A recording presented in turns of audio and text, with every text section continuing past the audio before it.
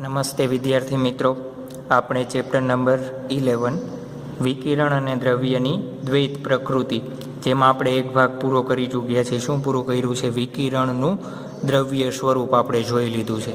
તો હવે આપણે શું જોવાનું છે? દ્રવ્યનું તરંગ સ્વરૂપ. આપણે ફોટો ઇલેક્ટ્રિક અસરના પ્રયોગ કેના માટે જોયા હતા? ફોટો ઇલેક્ટ્રિક અસરના જે પ્રયોગ હતા એ કેના માટે જોયા હતા? વિકિરણ અથવા તરંગ, જે કયો એ. ચાલો, વિકિરણમાં આપણે બે સ્વરૂપ જોયા હતા. ક્યાં? તો એક તો વિકિરણનું સ્વરૂપ, તો વિકિરણનું સ્વરૂપ ક્યારે લેવું અને વિકિરણનું સ્વરૂપ ક્યારે લેવું અને કણના સ્વરૂપ તરીકે ક્યારે લેવું? તો વિકિરણનું સ્વરૂપ આપણે ક્યારે લઈ શકાય? કે જ્યારે કોઈ માધ્યમમાં પ્રસરણ પામે ત્યારે આપણે એ સ્વરૂપ કેવું લેશું? વિકિરણનું સ્વરૂપ લેશું. અને બીજું સ્વરૂપ આપણે શું જોયું હતું? કણ સ્વરૂપ. કણ સ્વરૂપ ક્યારે લેવાનું? કે જ્યારે વિકિરણ કોઈ દ્રવ્ય સાથેની આંતરક્રિયા કરે, એટલે કે કોઈ એક બીજો પદાર્થ સાથે આંતરક્રિયા કરે અથવા અથડાય. આંતરક્રિયા દરમિયાન કેવું સ્વરૂપ ધારણ કરે છે? કણ સ્વરૂપ ધારણ કરે છે. એ કણ સ્વરૂપને આપણે શું કહીએ છીએ? ફોટોન કહેતા હતા. આટલી વસ્તુ આપણે ફોટો ઇલેક્ટ્રિક અસરના પ્રયોગ ઉપરથી જોઈ હતી. હવે તમને ખ્યાલ આવી જાય કે વિકિરણ છે એને ક્યારે વિકિરણ તરીકે લેવું અને કણ તરીકે લેવું. ચાલો, વિકિરણ તરીકે ક્યારે લેશું? જ્યારે કોઈ પણ માધ્યમમાં અથવા અવકાશમાં પ્રસરણ પામે ત્યારે આપણે એને કેવા સ્વરૂપ તરીકે લેશું? વિકિરણ સ્વરૂપે. અને બીજો કણ સ્વરૂપે ક્યારે લેશું? કે જ્યારે વિકિરણ કોઈ દ્રવ્યની આંતરક્રિયા દરમિયાન કોઈ પણ આંતરક્રિયા કરે ત્યારે આપણે કેવું? કણ સ્વરૂપ ફોટોન તરીકે લેશું. એક એનું સિમ્પલ એક્ઝામ્પલ જોવું હોય તો આપણી માનવ આંખ છે. ધારો કે માનવ આંખમાં શું આવે છે? પ્રકાશ આવે છે.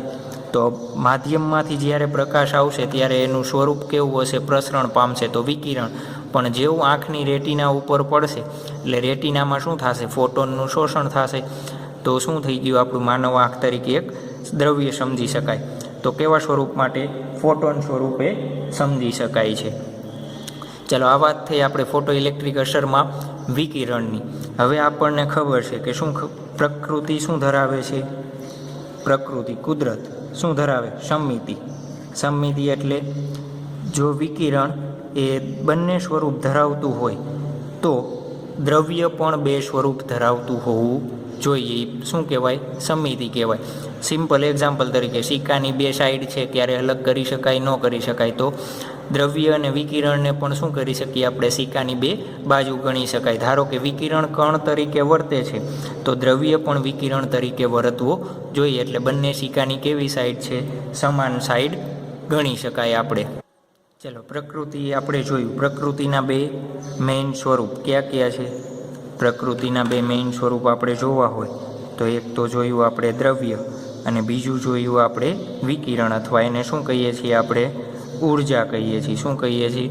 ઉર્જા કહીએ છીએ. દ્રવ્ય એટલે આપણને ખબર છે કે જે કોઈ પણ પદાર્થ હોય એની પાસે શું હોય? દળ હોય ને માસ હોય. એ બધાને શું કહીશું આપણે? દ્રવ્ય કહીએ છીએ. તો વિકિરણનો પણ આપણે અભ્યાસ કરી ચૂક્યા છીએ. ક્યારે? ચેપ્ટર નંબર 15માં સ્ટાન્ડર્ડ 11માં. વિકિરણના આપણે બે પ્રકાર, અથવા એને આપણે કહી દઈએ તરંગ કહી દઈએ. તરંગના આપણે કેટલા પ્રકાર જોયા હતા? બે પ્રકાર. એક જોયો તો યાંત્રિક તરંગ અને એક બીજું જોયું હતું બિન યાંત્રિક તરંગ. ચાલો, યાંત્રિક તરંગ કોને કહેવાય? આપણે થોડુંક શું કરીએ છીએ? તરંગનું પુનરાવર્તન કરીએ છીએ. કેમ? આપણે શું સાબિત કરવું છે? કે ભાઈ દ્રવ્ય પણ તરંગ સ્વરૂપે વર્તે છે. તો તરંગ સ્વરૂપે વર્તતો હોય તો તરંગની આપણને કેરેક્ટરિસ્ટિક ખબર હોવી જોઈએ. ભાઈ તરંગ આ રીતના ચાલે છે ને આ રીતના એની આંતરક્રિયા હોય છે. તરંગનું બેઝિક ખબર હશે તો આપણે એ તરફ જઈ શકીએ. ચાલો, યાંત્રિક તરંગ કોને કહીએ છીએ આપણે? કે પ્રસરણ માટે શું જોઈએ? માટે માધ્યમની જરૂર હોય. કેની જરૂર હોય? માધ્યમની જરૂર હોય. અને પ્રસરણ માટે બિનયાંત્રિક તરંગ કોને કહીશું આપણે? પ્રસરણ માટે માધ્યમની જરૂર ન હોય. એને શું કહીએ છીએ? જરૂર ન હોય. ચાલો, એને શું કહીશું આપણે? બિનયાંત્રિક તરંગ. ઉદાહરણ આપવું હોય તો યાંત્રિક તરંગનું ધ્વનિ તરંગો સૌથી સારામાં સારા તરંગો કેવા છે? ધ્વનિ તરંગો. અને બિનયાંત્રિક તરંગોનું ઉદાહરણ આપવું હોય તો આપણે શું આપી શકીએ છીએ? બધા જ પ્રકારના વિદ્યુત ચુંબકીય તરંગો, એમાં માઇક્રોવેવ આવી જાય, એક્સરે આવી જાય, ગેમા રે આવી જશે, ઇન્ફ્રારેડ આવી જશે, બધા તરંગોનો સમાવેશ થઈ જશે, બધા જ વિદ્યુત ચુંબકીય તરંગો. ચાલો, યાંત્રિક તરંગને આપણે પાછા શું જોયા હતા? 2 પાર્ટ્સ જોયા હતા. ખ્યાલ હોય તો ક્યાં ક્યાં 2 પાર્ટ્સ? તરંગને આપણે 2 પ્રકાર જોયા હતા. ક્યાં ક્યાં પ્રકાર જોયા હતા? એક તો સંગત તરંગ અને બીજું શું જોયું હતું આપણે? લંબગત તરંગ. ચાલો, સંગત તરંગ અને લંબગત તરંગ તમે ડિટેલમાં ભણી ગયા છો, જેની આપણે ચર્ચા કરવી નથી. પણ કેવી રીતના ઉર્જાનું ટ્રાન્સફર કરી આપણે જોઈ લઈએ. ધારો કે આ શું છે? કોઈ ધ્વનિના કણ છે, તો આને ઉર્જા મેળવી તો એ પોતાના મધ્યમાન સ્થાનની આસપાસ આ રીતના દોલન કરશે. એ દોલન કરતાં કરતાં ઉર્જા કોને આપશે? બાજુવાળાને. તો એ રીતના બધા કણો આ રીતના શું કરવા માંડશે? દોલનો કરવા માંડશે. એક આ મેથડ. બીજી મેથડ કઈ રીતના હોય? ધારો કે આ એક કણ છે અને ઉર્જા આ રીતના છે, તો આ રીતના ચાલે, તો એ આપણા માટે શું થઈ જશે? લંબગત તરંગ થઈ જશે. તો એ કેવા એને જોવો જોઈએ? કણ પોતાનું સ્થાન બદલે છે. આ કણ છે તો આ કણ પોતાની જગ્યાએ જ રહે છે, ખાલી શું કરે છે? ઉર્જાનું ટ્રાન્સફર કરે છે. શું આપે છે? ઉર્જા એક કણમાંથી બીજા કણમાં આપે છે. એટલે આપણે શું કહી શકીએ કે તરંગ ઉર્જાનું શું છે? કેરિયર છે. કેરિયર એટલે હેરફેર કરાવે એ. તરંગ એકચ્યુઅલમાં છે શું? ઉર્જાનું કેરિયર છે. ચાલો, આના ઉપરથી ડિબ્રોય નામના વૈજ્ઞાનિકે, ડિબ્રોગ્લી નામના વૈજ્ઞાનિકે, જેને હકીકતમાં ઉચ્ચાર કરાય ડિબ્રોય, તો ડિબ્રોગ્લી નામના વૈજ્ઞાનિકે એક શું આપ્યો હતો? અધિક તર્ક આપ્યો હતો. શું અધિક તર્ક આપ્યો હતો? જો પ્રકૃતિ સમમિતિ ધરાવતો હોય, પ્રકૃતિ સમમિતિ, સમમિતિ એટલે આપણે જોયું એમ, શું જોયું? કે જો દ્રવ્ય વિકિરણ એ કણ સ્વરૂપે વર્તતો હોય, વિકિરણ કણ સ્વરૂપે વર્તે, તો દ્રવ્ય પણ વિકિરણ સ્વરૂપે વર્તવું જોઈએ. વિકિરણ સ્વરૂપે વર્તવું જોઈએ. ચાલો, આ શું હતો? ડિબ્રોગ્લીનો અધિક તર્ક. અધિક તર્ક એટલે પરિકલ્પના. એની પાસે કંઈ સાબિતી હતી નહીં, પણ એક એને વિચાર રાખ્યો કે જો ભાઈ વિકિરણ આપણે કહીએ છીએ કણ સ્વરૂપે વર્તે, તો દ્રવ્ય પણ વિકિરણ સ્વરૂપે વર્તવું જોઈએ. કેવી રીતે વર્તશે? કેમ ખબર પડે કે શું છે? તો કોઈ કેવી રીતના વર્તશે? ધારો કે કોઈ કણ ગતિ કરતો હોય, ગતિ કરતો હશે ત્યારે શું થશે? પહેલી તો વસ્તુ, જ્યારે કણ ગતિમાં હશે ત્યારે જ શું થશે? તરંગ સ્વરૂપે વર્તશે. ત્યારે જ શું થશે? તરંગ સ્વરૂપે વર્તશે. એટલે પહેલી શરત શું થશે? આપણે એને ગતિ કરાવવી પડશે, એટલે થ્રો કરવો પડશે. સમથિંગ શું કહીએ આપણે? થ્રો કરવો પડશે. ધારો કે એ ગતિ આપણે આપી, જ્યારે કણ ગતિ કરતો હશે ત્યારે તરંગ કણ હશે, એ કણની આસપાસ શું થઈ જશે? તરંગ પેકેટ બની જશે. તરંગનું શું બની જશે? પેકેટ બની જશે. તરંગનું પેકેટ એટલે શું? ધારો કે કણ છે, આ કોઈ એક કણ છે એને તમે ગતિ કરાવો છો, તો એની આસપાસ વિવિધ તરંગ લંબાઈએ ધરાવતું આ રીતના શું હશે? એક પેકેટ બની જશે. આને શું કહીએ છીએ આપણે? તરંગ પેકેટ કહેશું. શું કહેશું? તરંગ પેકેટ. તરંગ પેકેટ એટલે શું? એમાં અલગ અલગ તરંગ લંબાઈવાળી, અલગ અલગ તરંગ લંબાઈ ધરાવતા શું હશે? તરંગો હશે. એમાં શું હશે? અલગ અલગ તરંગ લંબાઈ ધરાવતા તરંગો હશે. એ તરંગ પેકેટ બની જશે. ને તરંગ પેકેટ શું કરશે? એ તરંગ પેકેટ કણની ગતિ શું કરી લેશે? કંટ્રોલ કરી લેશે. શું કરી લેશે? કંટ્રોલ કરી લેશે. ક્યાં સુધી? જ્યાં સુધી કણ પાસે ગતિ છે ત્યાં સુધી જ શું કરશે? એને કંટ્રોલ કરશે. જેવું સ્ટોપ થઈ જશે એટલે તરંગ શું થઈ જશે? ડિસ્ટ્રોય થઈ જશે. શું થઈ જશે? ડિસ્ટ્રોય થઈ જશે.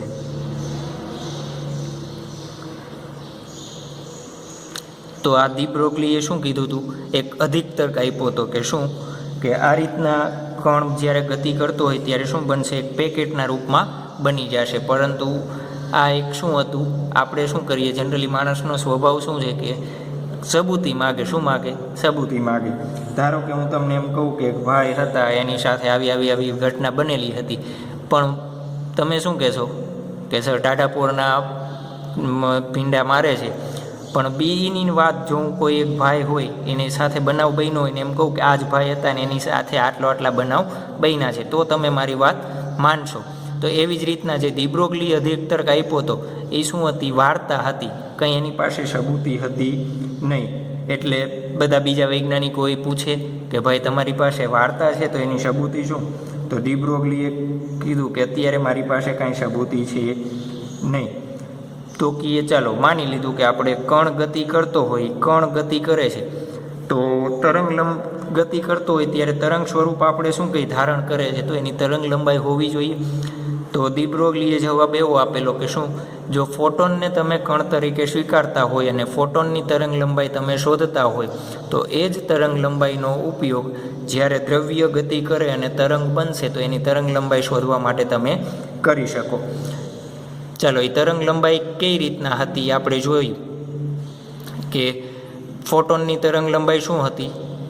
આપણને ખબર છે કે ફોટોનની તરંગ લંબાઈ આપણે શોધી હતી. કેવી રીતના શોધી હતી ફોટોન માટેની તરંગ લંબાઈ?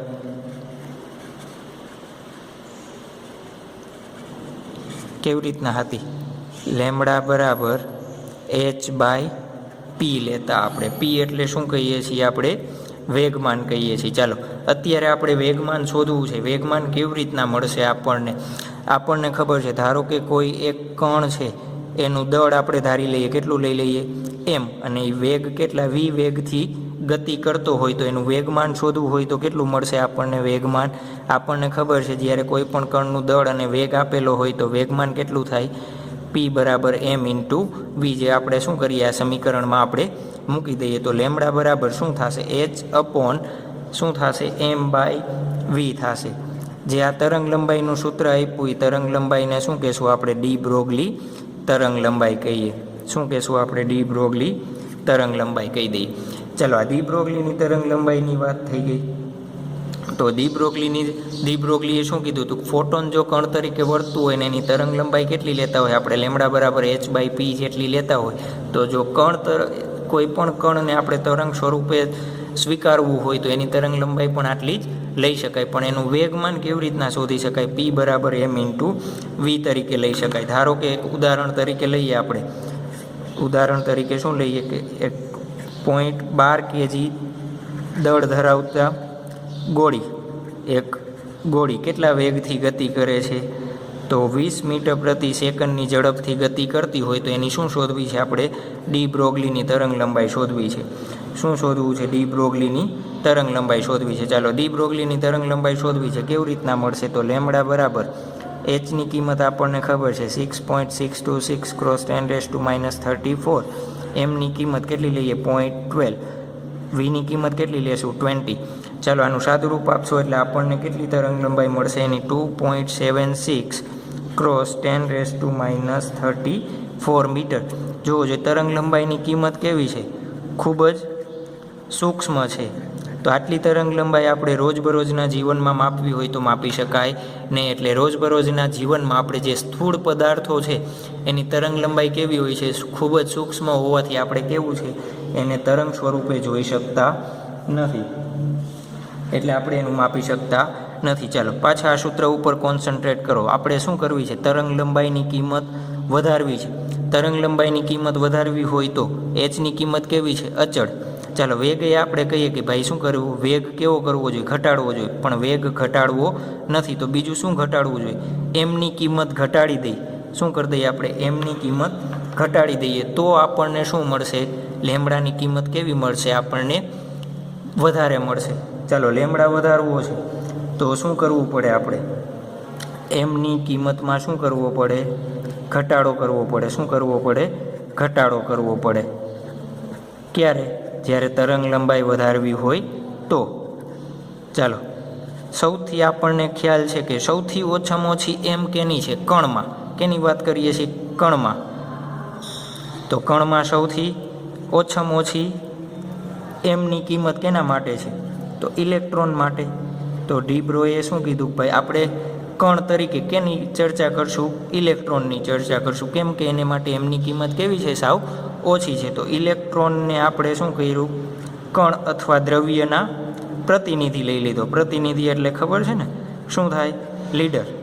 શું લઈ લીધો? પ્રતિનિધિ. હવે પછી આપણે જ્યારે ભણશું ત્યારે કણ તરીકે કેને લેશું? આપણે ઇલેક્ટ્રોનને જ લેશું. ઇલેક્ટ્રોન માટેની શું કરશું? આપણે તરંગ લંબાઈ શોધશું. તો ખ્યાલ આવી ગયો બેઝિક. શું કે ડી બ્રોગલીએ શું કીધું હતું? ભાઈ પ્રકૃતિ શું ધરાવે છે? સમમિતિ ધરાવે છે. જો વિકિરણ એ દ્રવ્યનો સ્વભાવ ધરાવતો હોય તો દ્રવ્ય પણ વિકિરણનો સ્વભાવ ધરાવતો હોવો જોઈએ. પણ એક શું હતો? હાઇપોથેસિસ, પરિકલ્પના હતી. એની પાસે કંઈ સબૂતી હતી નહીં. પણ એને શું ધાર્યું કે ફોટોન જો કણ તરીકે વર્તતો હોય અને તરંગ લંબાઈ આપણે લેમડા બરાબર h/p જેમ આપતા હોય તો કણની તરંગ લંબાઈ પણ આપણે એ જ સૂત્રની મદદથી આપી શકીએ. અને એને સૂત્ર આપ્યું. એના ઉપરથી એને શું કીધું? ભાઈ ઇલેક્ટ્રોનને આપણે પ્રતિનિધિ તરીકે સ્વીકારીએ અને એના પછી આપણે શું કરશું? ઇલેક્ટ્રોન માટેની અલગ અલગ તરંગ લંબાઈના સૂત્રો જોશું. ઇલેક્ટ્રોનને પ્રતિનિધિ લઈ લીધો છે. ધારો કે હવે શું કરીએ? ધારો કે ઇલેક્ટ્રોનને શું કરીએ છીએ આપણે? ઇલેક્ટ્રોનને વી જેટલા વોલ્ટેજથી પ્રવેગિત કરીએ. શું કરીએ? પ્રવેગિત કરીએ. ચાલો આપણે જેમ ફોટો ઇલેક્ટ્રિક અસરના અભ્યાસમાં જોયું એમ જ્યારે ઇલેક્ટ્રોનને વી એટલા વોલ્ટેજથી પ્રવેગિત કરવામાં આવે ત્યારે એની પાસે શું મળી જાય છે? ગતિ ઉર્જા હોય. શું હોય છે એની પાસે? ગતિ ઉર્જા હોય છે. કેવી રીતના? ધારો કે અહીંયા એક ઇલેક્ટ્રોન છે, સામેની બાજુ આપણે શું કરી દઈએ? પ્લસ, આ બાજુ માઇનસ. એટલે શું થશે? પ્લસ માઇનસનું આકર્ષણ થશે અને ઇલેક્ટ્રોનનો શું થશે? પ્રવેગ વધી જશે. ચાલો એ પ્રવેગ વધશે એ કેના સ્વરૂપમાં હશે? ઇલેક્ટ્રોન પાસે. તો ગતિ ઉર્જાના સ્વરૂપમાં. તો એ ગતિ ઉર્જાનું આપણે સૂત્ર જોયું હતું. શું જોયું હતું? કે બરાબર E ઇન્ટુ વી. પૂરેપૂરો સ્ટોપ કરવા માટે આપણે કેટલું જોઈએ? E ઇન્ટુ વી જેટલો જોઈએ. ચાલો ગતિ ઉર્જાનું એક બીજું સૂત્ર આપણને ખબર છે.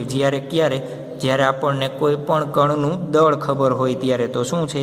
1/2 mv². વી એટલે કણનો વેગ. ચાલો 1/2 એમ વડે હું શું કરું? ગુણ્યા ભાંગ્યા કરી નાખું. કેમ? આપણે વેગમાનના સ્વરૂપમાં લઈ જવું છે. આપણને વેગમાન કામમાં આવશે એટલા માટે. તો શું થશે? આને કેવી રીતના લખી શકાય?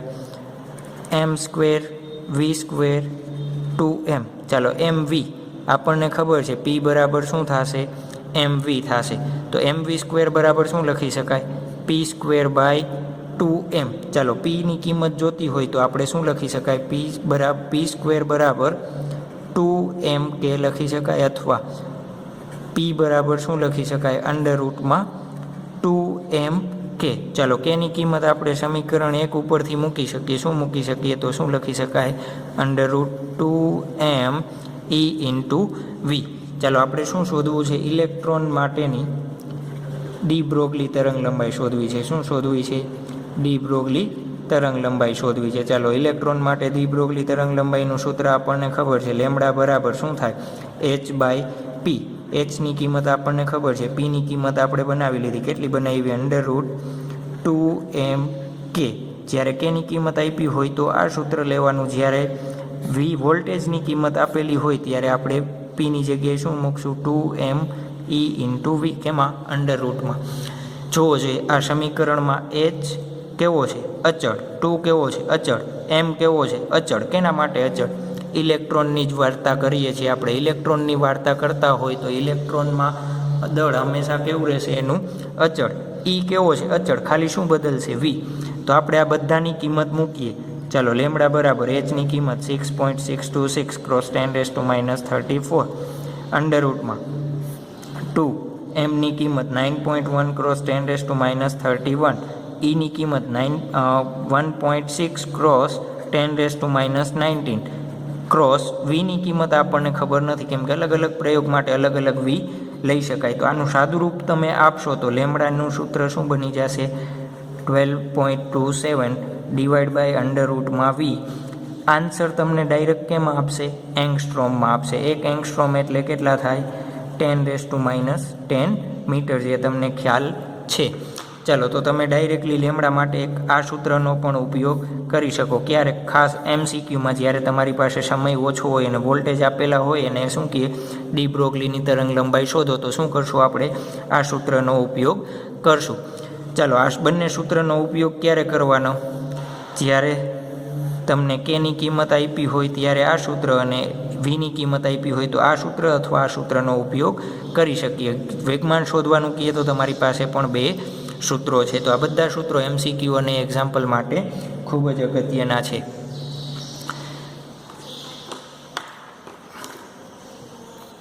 ચાલો આપણે ચર્ચા કરી જે પરિકલ્પના કરી અને ડિબ્રોઈને થોડા ઘણા શું ક્વેશ્ચન કરવામાં આવ્યા, ક્વેશ્ચન કર્યા ક્યાં ધારો કે શું કીધું કે જ્યારે પણ કણ ગતિ કરે ત્યારે એ શું કરે છે, એક તરંગ પેકેટના સ્વરૂપમાં રૂપાંતરિત થઈ જાય છે. શું થઈ જાય છે? તરંગ સ્વરૂપમાં રૂપાંતરિત થઈ જાય છે. તો આ રીતનું જે તરંગ પેકેટ હોય એ તરંગ પેકેટમાં ઇલેક્ટ્રોનનું સ્થાન ક્યાં હશે?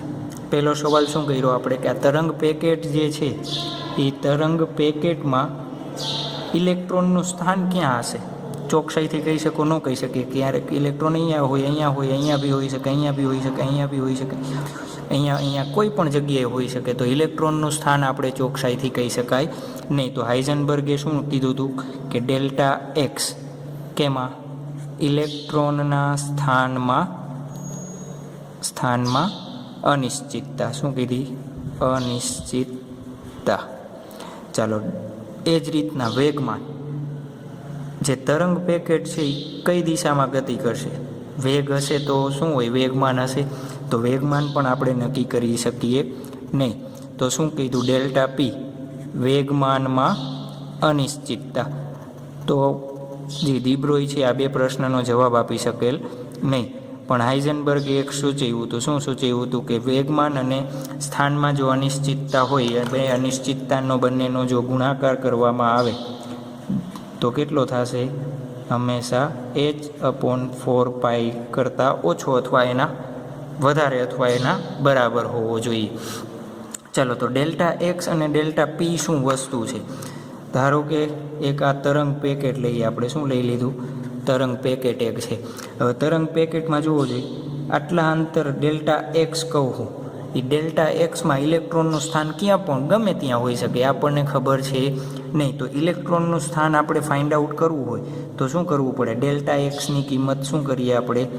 ઘટાડતા જઈએ. શું કરીએ? ઘટાડો કરીએ. ક્યારે? ઇલેક્ટ્રોનનું પર્ટિક્યુલર સ્થાન નક્કી કરવું હોય તો. બીજી વસ્તુ, ચાલો વેગમાન આપણે જોવું છે. તો વેગમાન ધારો કે આ રીતના ગતિ કરે છે તો વેગમાન આ રીતના પણ હોઈ શકે, ઉપર પણ જઈ શકે અને શું કરે? નીચે પણ જઈ શકે. તો આ શું થઈ ગયું? એનું વેગમાન છે. વેગમાન ઉપરની દિશામાં પણ હોઈ શકે અને નીચેની પણ દિશામાં હોઈ શકે. તો એ શું થઈ ગઈ? આપણી વેગમાનમાં અનિશ્ચિતતા, ઉપર અથવા નીચે. એ આપણા માટે શું થઈ ગઈ? વેગમાનની અનિશ્ચિતતા. ચાલો આ સૂત્ર છે આપી દીધું, પણ એની સાબિતી શું? તો એની સાબિતી જોતી હોય તો કેવી રીતના આપી શકાય? કે ધારો કે એક લેઝર લાઇટ લઈએ આપણે. શું લઈ લઈએ? Laser light. શું છે આ? એક લેઝર બીમ. લેઝર બીમમાં જે આ ઇલેક્ટ્રોનનું શું કરશે? ઉત્સર્જન કરતો હશે. એને કેના વડે? ધારો કે આ બે સ્લીટ એટલે એક ટાઈપનો ડોર કહી દઈએ. શું કહી દઈએ? ડોર. જેને આપણે શું કરીએ? એની વચ્ચેની જે ગેપ છે એ ગેપ નાની મોટી આપણે કરી શકીએ. ચાલો આ બે ગેપ છે, એ બે ગેપ વચ્ચેની શું કરવું છે? આપણે નાની મોટી કરવી છે. અને સામે શું રાખી દઈશું? આપણે એક સ્ક્રીન રાખી દઈશું. શું રાખી દઈએ? સામેની સાઈડ આપણે એક પડદો રાખી દઈએ. પડદો રાખવાનું કારણ શું? કે પડદો રાખેલો છે તો પડદા ઉપર ઇલેક્ટ્રોન બીમ જે પડશે એ આપણને દેખાશે. ચાલો ધારો કે આપણે શું કરી લીધું? ગ્રીન કલરની આપણે લેઝર લાઇટ રાખેલી છે. શું રાખેલું છે? ગ્રીન કલરની લેઝર લાઇટ રાખેલી છે. તો શું કરશું આપણે? સામેની સાઈડ. ચાલો હવે જે આ બંને વચ્ચેનું સ્લીટ છે એ સ્લીટને આપણે શું કરીએ? ધીમે બેને નજીક લાવતા જાય. નજીક લાવશું. આ બેની વચ્ચેનું અંતર શું કર્યું? ઘટાડ્યું. આપણે અંતર ઘટાડ્યું તો કેમાં? ડેલ્ટા એક્સમાં ઘટાડો કર્યો. શું કરીએ છીએ આપણે? ઇલેક્ટ્રોનનું સ્થાન નક્કી કરવું છે. તો અહીંયા સામે જે પ્રકાશ મળશે, ધારો કે પહેલાં આ રીતના મળતો, જ્યારે ગેટ કેવા હતા? પૂરેપૂરા ઓપન હતા. હવે શું કરો? તમે ઘટાડતા જશો તો અહીંયા લાઇટમાં શું થતું જશે? સામે ઘટાડો થતો જવો જોઈએ. લાઇટમાં શું થતું જશે? ઘટાડો થશે. પણ એક પોઈન્ટ એવો આવશે, ધારો કે ગેટ તમે અહીંયા સુધી સાવ બંધ કરી દીધા બંને બાજુથી, ત્યારે તમે જોયું શું જોયું? કે લાઇટ છે એ ઘટાડો થવાના બદલે આ રીતના ફેલાઈ ગઈ. શું થઈ જશે? લાઇટ આ રીતના ફેલાઈ ગઈ. લાઇટ ફેલાણી એનો મતલબ શું થયો? જોવો જોઈએ. વેગમાનમાં શું થયો?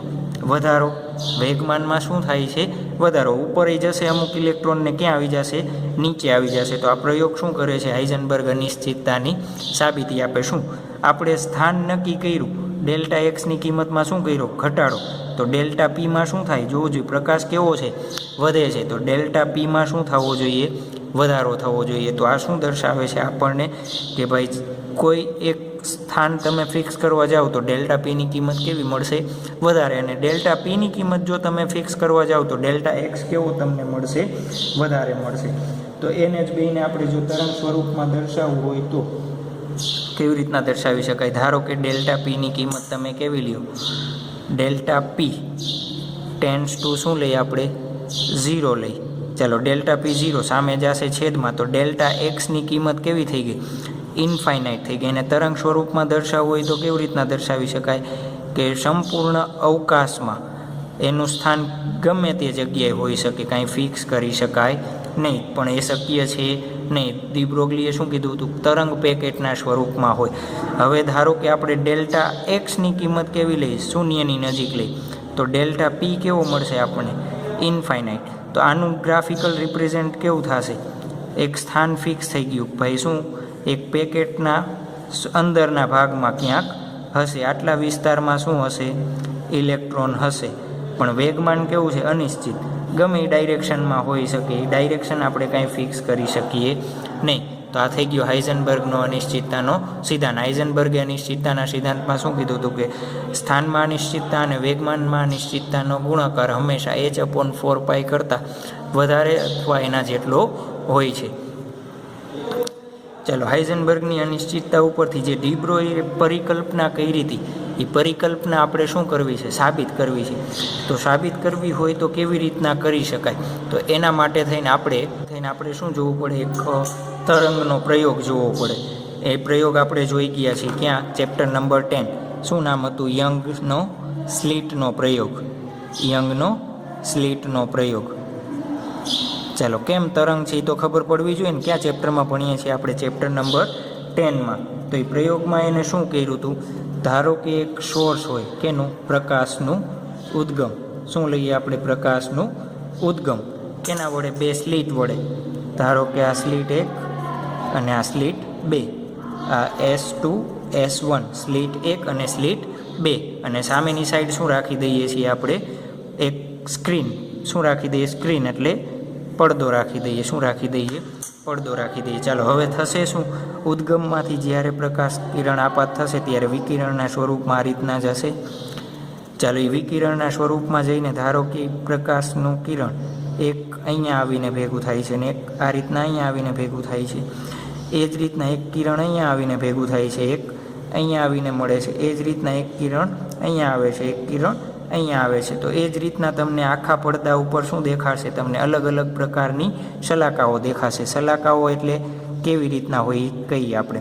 અપ્રકાશિત, પ્રકાશિત અને અપ્રકાશિત.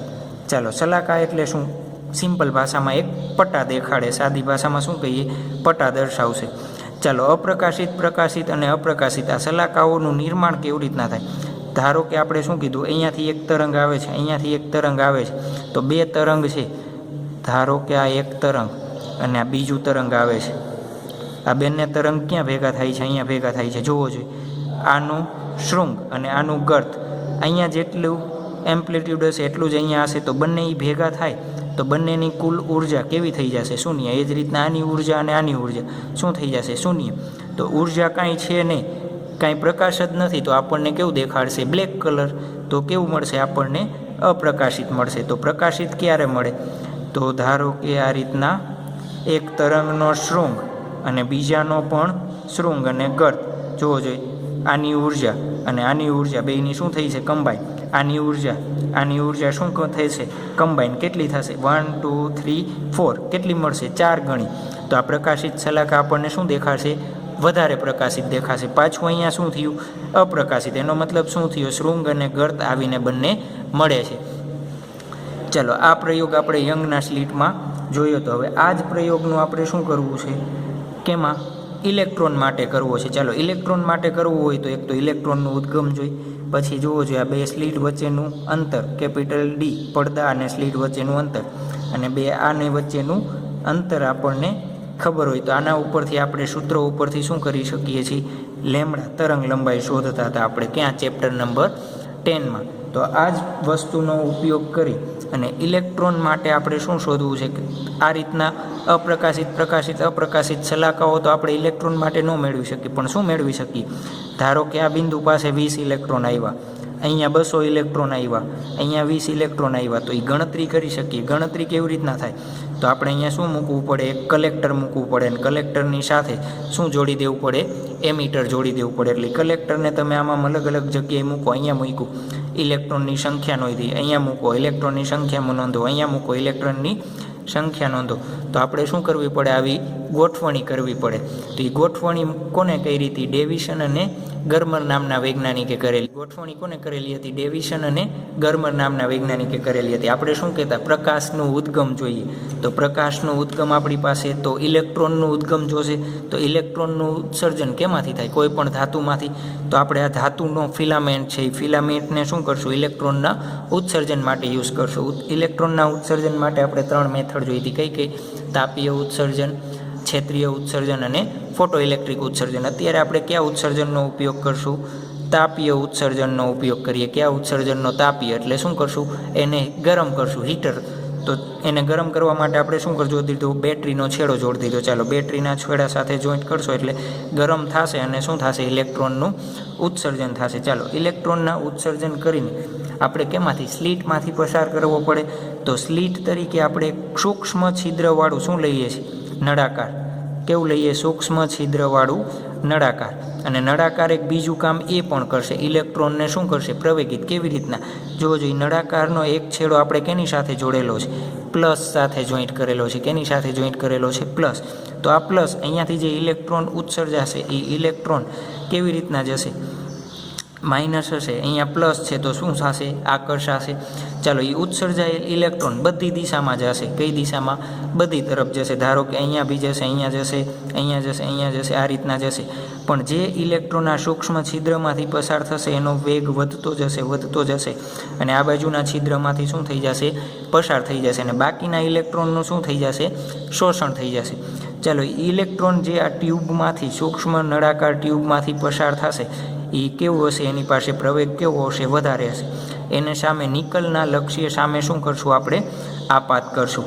ચાલો આપાત કર્યું, ઇલેક્ટ્રોનનું ઉત્સર્જન કર્યું, આપણે સામે શું રાખવું પડે, પડદો રાખવું પડે. તો આપણે સામે શું રાખી દીધો છે, આ પડદો રાખી દીધો છે. અને પડદામાં આપણે શું કીધું હતું, ઇલેક્ટ્રોનની સંખ્યા શું કરવી છે, જોવી છે. કેના ટર્મમાં આપણે જોઈ શકીએ, એમ્પિયરના ટર્મમાં અથવા વિદ્યુત પ્રવાહના ટર્મમાં આપણે શું કરી શકીએ, જોઈ શકીએ છીએ.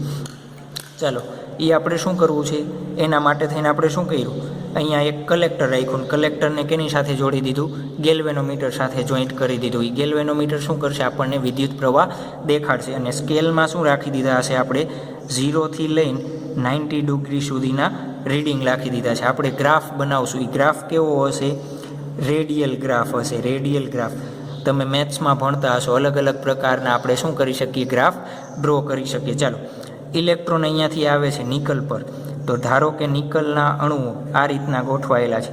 એ પછી અણુઓ કેવી રીતના ગોઠવાયેલા છે એ આપણે કાંઈ લેવા દેવા નથી. FCC હોય, BCC હોય કે HCC હોય, કે રીતના ગોઠવાયેલા છે એ આપણને કાંઈ જરૂર છે નહીં. ધારો કે ઇલેક્ટ્રોનનું ઉત્સર્જન થઈને આવે છે, તો આ ઇલેક્ટ્રોન સાથે અથડાશે અને પાછો ભટકાઈને કઈ રીતના આવશે, અહીંયા બીજો ઇલેક્ટ્રોન આવે છે, કેની સાથે, પાછળના અણુ સાથે અથડાય છે. અને જોવો જોઈએ આ રીતના આવે છે, તો બંને વચ્ચેનો ખૂણો કેવો છે, આપાત થવાનો ખૂણો કેવો છે, અલગ અલગ છે. એટલે આપણે સ્કેલ કેવી રાખેલી છે, રેડિયલ સ્કેલ રાખેલી છે. કેમ કે અંદર અણુઓ સાથે અથડાઈને કઈ દિશામાં આવશે એ આપણને કાંઈ ખ્યાલ છે નહીં. અને આપણે આ પ્રયોગમાં શું કરશું, વોલ્ટેજની કિંમત બદલાવતા જશું. અને વોલ્ટેજની કિંમત આપણે બદલાવીને કેટલી રાખશું, 44થી લઈને 59 વોલ્ટેજ. કેટલી, 44થી લઈને 59. તો વોલ્ટેજ કેવી રીતના ચેન્જ કરાય, રિઓસ્ટેટની મદદથી. તો આપણે અહીંયા શું રાખી દીધું, રિઓસ્ટેટ જેમ જેમ આપણે વોલ્ટેજ વધારવો હોય એમ શું કરશું, અવરોધ ઘટાડતા જશું, એટલે શું થશે જશે, વોલ્ટેજ વધતો જશે. ચાલો રીડિંગ કેવી રીતના લેવાના છે આમાં. પહેલાં અહીંયા ક્યાં રાખ્યું, 0 ડિગ્રીએ ઇલેક્ટ્રોનનું ઉત્સર્જન થયું જોયું, એક પણ ઇલેક્ટ્રોન આપણે માટે મળતા નથી. ચાલો 10 ડિગ્રીએ રાખ્યું જોયું, આપણને વિદ્યુત પ્રવાહ મળ્યો કેટલો, 20 એમ્પિયર જેટલો. કેટલો મળે છે, 20 એમ્પિયર. આ શું દર્શાવશે, આ જે રીતના ભાગ છે આપણને એ ભાગ શું દર્શાવશે, એમ્પિયર દર્શાવશે. ચાલો પછી 20ના ડિગ્રીએ રાખ્યું ગેલ્વેનોમીટર અથવા કલેક્ટર રાખ્યું, કેટલો મળ્યો આપણને 20ના ડિગ્રીએ 30 એમ્પિયર મળ્યો. 30 ડિગ્રીએ રાખ્યો કેટલો મળે છે, 40 ડિગ્રીએ રાખ્યો કેટલો મળ્યો, 40. 50 ડિગ્રીએ રાખ્યો કેટલો મળે છે, 40. 60 ડિગ્રીએ રાખ્યો કેટલો મળ્યો, 40 એમ્પિયર. એમ અલગ માપતા જઈએ અને કેટલો મળે, 40. ધારો કે 80 ડિગ્રીએ કેટલો મળ્યો, 20 એમ્પિયર. તો આ ગ્રાફને આપણે જોઈન્ટ કરીએ તો કેવી રીતના ગ્રાફ બનશે, તો આ રીતના ગ્રાફ બનશે. આ શું કરી દીધો આપણે, ગ્રાફ બનાવી દીધો. આ ગ્રાફને આપણે શું કહેશું, રેડિયલ ગ્રાફ. ધારો કે આ પહેલો ગ્રાફ કેના માટે છે, જે બ્લુ આ રેડ કલર છે એ કેટલા માટે, 44 વોલ્ટ માટે છે. ચાલો એક ગ્રાફ કરતાં અલગ વોલ્ટેજ માટે એક વોલ્ટેજ કેટલા, એને વોલ્ટેજ લીધા 54 વોલ્ટેજ માટે જ્યારે પ્રયોગ કરતાં પહોંચ્યા ત્યારે એને એક બહુ સરસ વસ્તુ નિરીક્ષણ કરી. શું નિરીક્ષણ કરેલું કે જ્યારે 10 ડિગ્રીએ મળતું ત્યારે કેટલું મળ્યું એને પ્રકીર્ણન, ધારો કે 25 એમ્પિયર મળે છે. ધીમે ધીમે વધતું ગયું અને જ્યારે 50 ડિગ્રીએ પહોંચે છે ત્યારે એનો વિદ્યુત પ્રવાહ કેવો મળ્યો, અચાનક એકદમ વધી ગયો અને પાછો જ્યારે 80 ડિગ્રી આવે છે ત્યારે કેવો મળી જાય છે આપણને, ઓછો મળે છે. તો આ ગ્રાફ જોવો જોઈએ, ગ્રાફને તમે જોઈન્ટ કરો તો કેવી રીતના મળે છે, આ રીતના મળે છે. તો આના ઉપરથી શું કહી શકાય, પાછું પહેલી વસ્તુ યાદ કરીએ, પ્રકાશિત અપ્રકાશિત શલાકા. જોવો જોઈએ અહીંયા કેટલા ઇલેક્ટ્રોન આવે છે, ઓછા. અહીંયા કેટલા ઇલેક્ટ્રોન આવે છે, વધારે. અહીંયા કેટલા આવે છે, ઓછા. તો એ પ્રકાશિત અપ્રકાશિત શલાકાઓ જેવું એને શું દર્શાવ્યું, વર્તન દર્શાવ્યું. ચાલો એ વર્તન દર્શાવ્યું તો શું કર્યું આપણે, કે સાબિત થઈ શકે કે ભાઈ ઇલેક્ટ્રોન કેના સ્વરૂપમાં, તરંગ સ્વરૂપમાં ગતિ કરે છે. ક્યારે, જ્યારે 54 વોલ્ટેજ આવ્યા ત્યારે. તો આપણે શું કરવું છે, તો જે 50 ડિગ્રી આવી તો આપણી પાસે તરંગનું એક સૂત્ર છે, શું છે, લેમ્બડા બરાબર 2b sin 5. બી એટલે નિકલના જે આ બે અણુ વચ્ચેનું અંતર હોય એને આપણે શું કહેશું, બી કહેશું. નિકલના અણુ વચ્ચેનું અંતર. અને 5 આપણા માટે શું છે, 5ને આપણે કહેશું ગ્લાન્સ એંગલ અથવા ગ્લાન્સ ખૂણો. કોને કહેવાય, ગ્લાન્સ ખૂણો. ચાલો ધારો કે આ કિરણપુંજ આપણા માટે કેટલું છે, થીટા છે. કેટલો મળ્યો આપણને, 50 ડિગ્રી. તો આપણે પ્રકાશના નિયમમાં શું કરીએ છીએ, પરાવર્તનના નિયમમાં ધારો કે એના મધ્યમાંથી પસાર થાય તો જેટલો જ આપાત કોણ હોય એટલો જ શું મળે છે આપણને, પરાવર્તન કોણ મળે છે.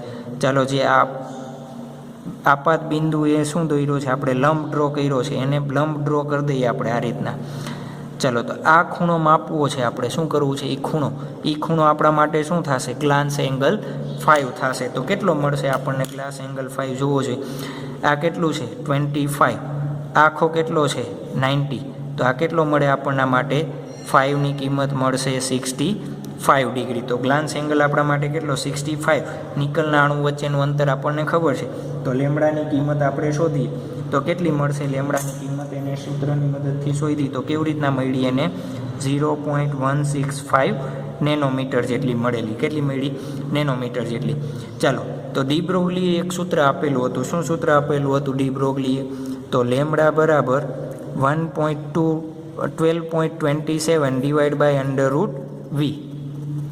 ચાલો ડિવાઈડ બાય √v આપેલું છે. તો વીની કિંમત આપણે કેટલી લેશું, 54 વોલ્ટ લેશું. કેટલી લેશું, વીની કિંમત તમે 54 વોલ્ટ લેશો અને લેમ્બડાની કિંમત શોધશો તો તમને અંદાજિત મળશે 0.1666 નેનોમીટર. જોવો જોઈએ આ બંનેની કિંમત કેવી છે, ખૂબ જ નજીક છે. આ પ્રાયોગિક કિંમત છે અને આ ડી બ્રોગલીની જે અધિક તર્ક હતો એની કિંમત છે. બંનેની કિંમત કેવી છે, એક સમાન છે. તો આપણે શું કહી શકીએ કે ડેવિશન અને ગર્મરના પ્રયોગ દ્વારા આપણે કહી શકાય કે શું, કે ઇલેક્ટ્રોન પણ તરંગ સ્વરૂપમાં ગતિ ધરાવે છે. તો આના ઉપરથી શું સાબિત કરી શકાય કે દ્રવ્યનું પણ તરંગ સ્વરૂપ હોય છે. શું સાબિત કર્યું આપણે, દ્રવ્ય પણ તરંગ સ્વરૂપ ધરાવે છે. દ્રવ્ય પણ તરંગ સ્વરૂપ ધરાવે છે. કેના પ્રયોગ ઉપરથી સાબિત થાય? ડેવિસન અને ગરમરના. આ કિંમત કેવી છે? પ્રાયોગિક. અને આ કેવી છે? જે અધિક તર્કની હતી એ બંને કિંમત આપણને કેવી મળે છે? સમાન મળે છે. તો આ ચેપ્ટરમાં આપણે અહીંયા સુધી રાખીએ છીએ. આ ચેપ્ટરની જે લાસ્ટ થિયરી હતી ડેવિસન અને ગરમર, જે અહીંયા આપણે શું કરીએ છીએ? કમ્પ્લીટ કરી નાખીએ છીએ.